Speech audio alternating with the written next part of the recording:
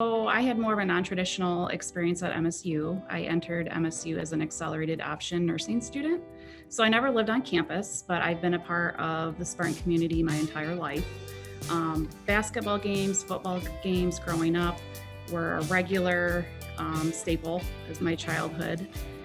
We definitely bleed green in my family, and that MSU pride was really kind of instilled in me even as a small child. I could teach a class not about nursing. It would definitely revolve around self-care and self-compassion. And these basically how to create positive habits for yourself, take care of your mental health. And I say that because not that I'm an expert, but that's an area that I've struggled with myself as a caregiver for 11 years in the nursing role. I think a lot of us tend to put ourselves last. And so I've experienced burnout, and I think it's so important to create a resilient person. And by doing that, you really have to understand these practices of self-care, mindfulness, and then learning to be kind to yourself through self-compassion. Actually wasn't too hard for me. It would be Sandra Bullock.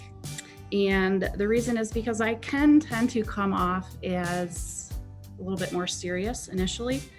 But the truth is, when I am amongst friends, I can be very funny. And I'm told that I have a good sense of wit. And I think that's evident in a lot of Sandra's movies. And she is one of my favorites. So I want to say the moon.